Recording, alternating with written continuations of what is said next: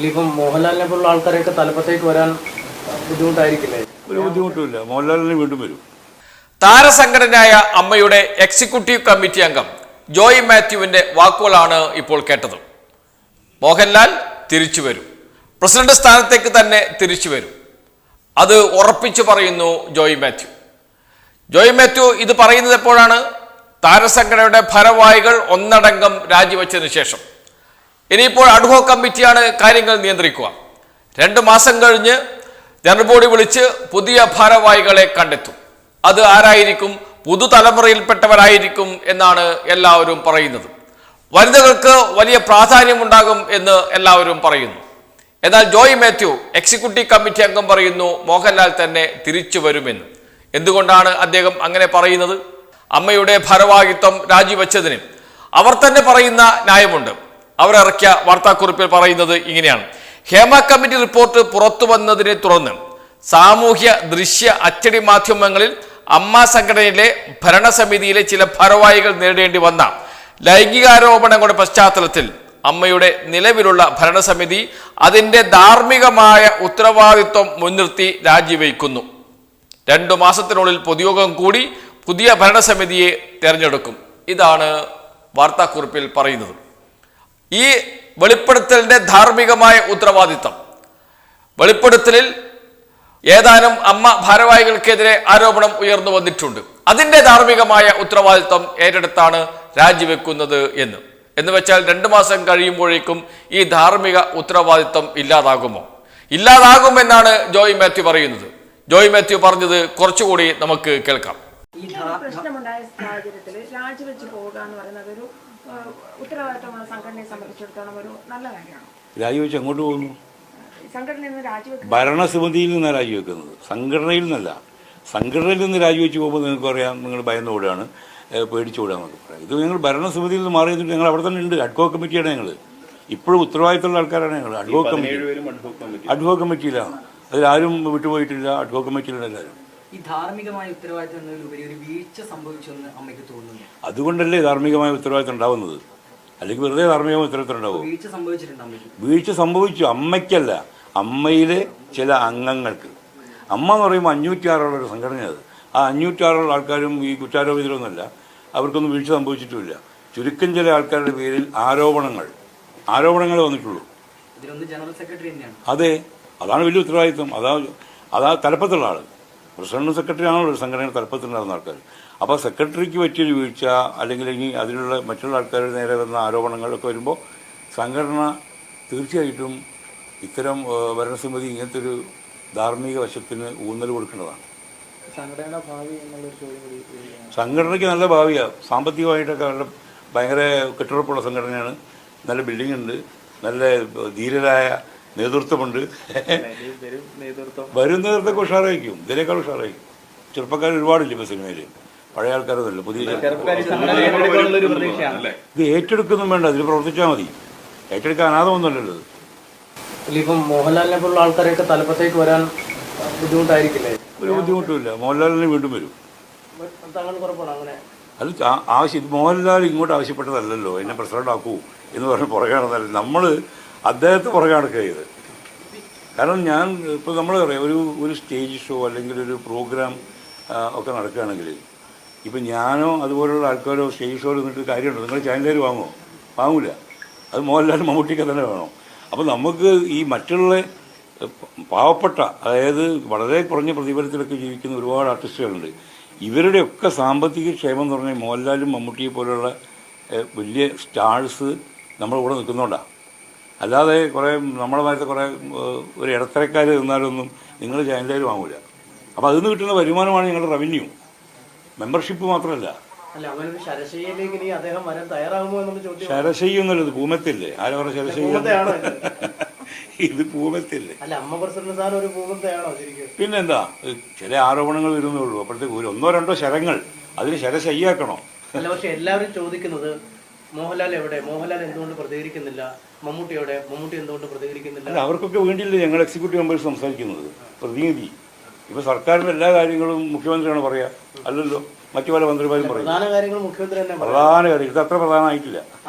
ഏയ് ഇതിലും വലിയ വരാൻ അല്ല, ഇതിനേക്കാൾ വലിയൊരു പ്രശ്നം മലയാള സിനിമയിൽ വരാനുണ്ടോ ഇനി?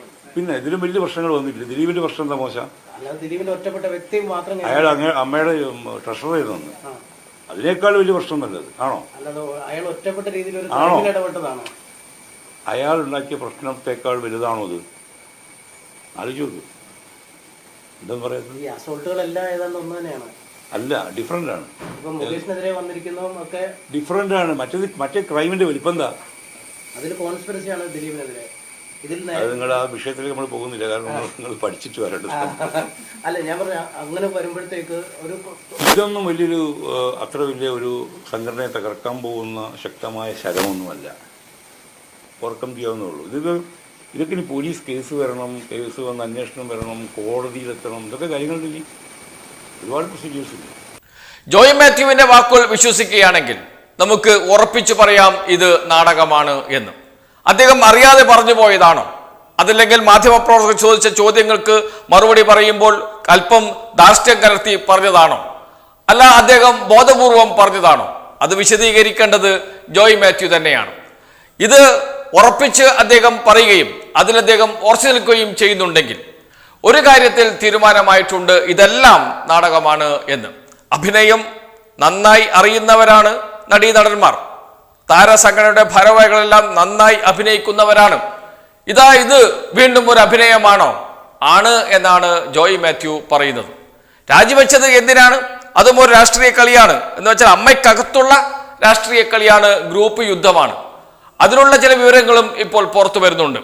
അമ്മയുടെ ജനറൽ സെക്രട്ടറി ആകാൻ ജഗദീഷ് കളിച്ച കളി, ജഗദീഷിനെ വെട്ടാൻ മോഹൻലാൽ കളിച്ച കളി, അതല്ലെങ്കിൽ മോഹൻലാൽ ഇതൊന്നും അറിയില്ല, ഇതെല്ലാം ആരൊക്കെയോ തീരുമാനിച്ച് കളിക്കുന്ന കളികളാണ് എന്നൊക്കെ വേണമെങ്കിൽ മോഹൻലാലിനെ രക്ഷപ്പെടുത്താൻ നമുക്ക് വാദിക്കാം. പക്ഷെ ജഗദീഷ് ജനറൽ സെക്രട്ടറി ആകാൻ നല്ല കളി കളിച്ചിട്ടുണ്ട്. അത് ജോയിന്റ് സെക്രട്ടറിയായ ബാബുരാജ് തന്നെ വിളിച്ചു പറയുകയും ചെയ്തിട്ടുണ്ട്. ജഗദീഷിന്റെ പേര് പറഞ്ഞിട്ടില്ല എന്നേ ഉള്ളൂ. ഞാൻ ജനറൽ സെക്രട്ടറി ആകും. എങ്ങനെ? ജനറൽ സെക്രട്ടറി രാജിവെച്ചാൽ സ്വാഭാവികമായും ജോയിന്റ് സെക്രട്ടറിക്കാണ് ചുമതല നൽകേണ്ടത്. ആ ചുമതല ലഭിക്കുക ബാബുരാജിനാണ്. ബാബുരാജിനെതിരെയും ആരോപണം വരുന്നു. ആ ആരോപണത്തിന് പിറകിൽ ഗൂഢാലോചനയുണ്ട്. അതിന് പിറകിൽ സിനിമാക്കാർ തന്നെയാണ്. ഞാൻ ജോയിന്റ് സെക്രട്ടറി ആകാതിരിക്കാനാണ് ഈ ശ്രമം നടത്തിയിരിക്കുന്നത് എന്നാണ് ആരോപിച്ചിരിക്കുന്നത് ബാബുരാജ്. അപ്പോൾ കളി നടക്കുന്നില്ലേ? ആ സ്ഥാനത്തേക്ക് വരുമെന്ന് മാധ്യമങ്ങളിൽ വാർത്ത വന്നത് ആരുടെ പേരാണ്? ജഗദീഷിന്റെ പേരാണ്. ജഗദീഷ് ആദ്യം മുതൽ തന്നെ അമ്മയുടെ നിലപാടിന് എതിരെ പരസ്യമായി രംഗത്ത് വന്ന ആളാണ്. അമ്മയുടെ വാർത്താ സമ്മേളനം കൊച്ചിയിൽ നടക്കുന്നു. വാർത്താ സമ്മേളനം കഴിഞ്ഞ് നിമിഷങ്ങൾ കഴിഞ്ഞതേയുള്ളൂ. മാധ്യമങ്ങളെ കാണാൻ താല്പര്യമുണ്ട് എന്ന് ജഗദീഷ് അറിയിക്കുന്നു. അതനുസരിച്ച് മാധ്യമങ്ങൾ ജഗദീഷിനെ കാണാൻ പോകുന്നു. അദ്ദേഹം അമ്മയെ നിശിതമായി വിമർശിക്കുന്നു. എന്ന് വെച്ചാൽ ഈ താരസംഘടനയെ നിശിതമായി വിമർശിക്കുന്നു, സിദ്ദിഖിന്റെ നിലപാടിനെ നിശിതമായി വിമർശിക്കുന്നു. അതിനുശേഷം അദ്ദേഹം ചെറുപ്പക്കാരെ കൂട്ടി, പുതുതലമുറയെ കൂട്ടി അമ്മയ്ക്കകത്ത് ഗ്രൂപ്പ് ഉണ്ടാക്കുന്നു. ആ ഗ്രൂപ്പിന്റെ പിന്തുണയോടുകൂടി ജനറൽ സെക്രട്ടറി ആകാൻ കളിക്കുന്നു. ജനറൽ സെക്രട്ടറി ആകണമെങ്കിലോ എക്സിക്യൂട്ടീവ് കമ്മിറ്റി അതുപോലെ നിലനിൽക്കണം. എക്സിക്യൂട്ടീവ് കമ്മിറ്റി പിരിച്ചുവിട്ടാലോ ആ കളി തീരും, ജഗദീഷിന്റെ കളി തീരും. ഇനിയിപ്പോൾ പുതിയ എക്സിക്യൂട്ടീവ് കമ്മിറ്റി വരണം. അത് 2 മാസം കഴിഞ്ഞ് തെരഞ്ഞെടുപ്പിലൂടെ മാത്രമേ വരികയുള്ളൂ. ജഗദീഷിന് തെരഞ്ഞെടുപ്പിലൂടെ വന്നാൽ ജയിക്കാൻ കഴിയില്ല എന്ന് എല്ലാവർക്കും അറിയാം. മോഹൻലാലിന്റെയും മമ്മൂട്ടിയുടെയും പിന്തുണയില്ലാതെ ജഗദീഷിന് ഭാരവാഹിത്വത്തിലേക്ക് വരാനും കഴിയില്ല. ഇപ്പോഴത്തെ കളി അനുസരിച്ച് ഒരിക്കലും ജഗദീഷിനെ മമ്മൂട്ടിയും മോഹൻലാലും പിന്തുണയ്ക്കില്ല. അങ്ങനെ വന്നാൽ നടക്കില്ല എന്ന് ഏതാണ്ട് ഉറപ്പായിട്ടുണ്ട്. ഒരു വളഞ്ഞ വഴി സ്വീകരിച്ചു ജഗദീഷ്. ഒരു വഴിവിട്ട കളിയും കളിച്ചു. അത് അമ്മയിലെ ഭാരവാഹികളെ, നേതൃത്വത്തെ പ്രകോപിപ്പിച്ചിട്ടുണ്ട്. അങ്ങനെ ഒരു വളഞ്ഞ വഴിയിലൂടെ വരേണ്ട ജഗദീഷ് എന്ന് തീരുമാനിച്ചാണ് ഈ കമ്മിറ്റി തന്നെ പിരിച്ചുവിട്ടതും ഇലക്ഷനിലേക്ക് പോകാൻ, പുതിയ തെരഞ്ഞെടുപ്പിലേക്ക് പോകാൻ തീരുമാനിച്ചതും എന്ന വിവരമാണ് പുറത്തു വരുന്നത്. എന്തായാലും ജോയ് മാത്യുവിന്റെ വാക്കുകൾ ശരിയാണെങ്കിൽ 2 മാസം കഴിഞ്ഞാൽ മോഹൻലാൽ തന്നെ വീണ്ടും പ്രസിഡന്റായി വരും. അതാണ് ഇപ്പോഴത്തെ എല്ലാ കളികളുടെയും ഒരു ആകെ തുക എന്ന് പറയാൻ കഴിയുന്നത്. അതൊക്കെയാണ് നടക്കുന്നത്. എല്ലാം ഒരു വലിയ സ്ക്രീനിൽ കാണുന്ന കാഴ്ചകൾ പോലെ, ഒരു അത്ഭുത കാഴ്ചകൾ പോലെ നമ്മുടെ മുന്നിൽ വിരിഞ്ഞു വരുന്നു. നമ്മളെ വീണ്ടും വീണ്ടും, ജനങ്ങളെ വീണ്ടും വീണ്ടും വിഡ്ഢികളാക്കുകയാണ് ഈ താരങ്ങൾ ചെയ്യുന്നത് എന്ന് പറയേണ്ടി വരും.